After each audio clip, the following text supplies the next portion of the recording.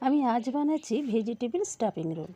প্রথমে ময়দার সাথে সাদা তেল, ডিম, স্বাদ মতো নুন, চিনি ও সামান্য বেকিং সোডা দিয়ে মেখে আধ ঘন্টা রেখেছিলাম। তারপর আমার পছন্দ মতো কিছু এখানে ভেজিটেবল কেটে নিয়েছি। আপনারা আপনাদের পছন্দ মতো ভেজিটেবল নিতে পারেন।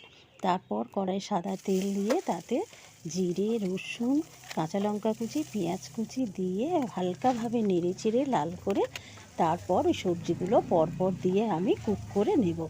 তো যখন কুক করব তখন তো অনেকটা জল বেরোয়, ওই জলটা শুকিয়ে নিতে হবে। তারপরে জিরে গুঁড়ো, ধনে গুঁড়ো, স্বাদ মতো নুন, চিনি আর একটা সেদ্ধ আলু গ্রেট করে দিয়েছি আমি। আর নামাবার আগে গরম মশলা, ধনে পাতা দিয়ে দিয়েছি। তো এবার ওই ময়দার ডো থেকে লেচি কেটে রুটির মতো করে তাওয়াতে সাদা তেল বা ঘিয়ে ভাজতে পারো। তো ভাজা হয়ে গেলে ওই ভেজিটেবল স্টাফিংটা দিয়ে রোল করে নিলেই ফাইনালি হয়ে গেল আমার স্টাফিং রোল।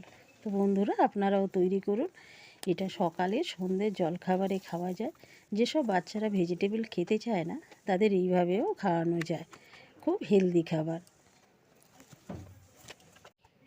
আমি আজ বানাচ্ছি ভেজিটেবল স্টাফিং রোল।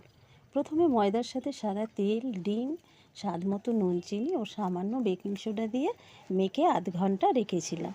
তারপর আমার পছন্দ মতো কিছু এখানে ভেজিটেবল কেটে নিয়েছি। আপনারা আপনাদের পছন্দ মতো ভেজিটেবল নিতে পারেন।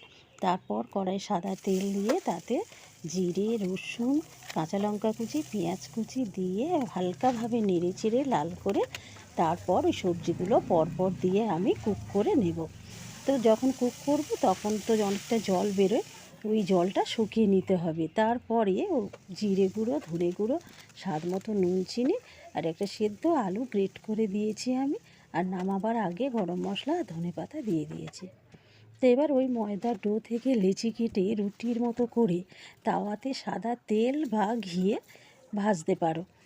তো ভাজা হয়ে গেলে ওই ভেজিটেবল স্টাফিংটা দিয়ে রোল করে নিলেই ফাইনালি হয়ে গেল আমার স্টাফিং রোল। তো বন্ধুরা, আপনারাও তৈরি করুন। এটা সকালে সন্ধ্যের জলখাবারে খাওয়া যায়। যেসব বাচ্চারা ভেজিটেবল খেতে চায় না তাদের এইভাবেও খাওয়ানো যায়। খুব হেলদি খাবার।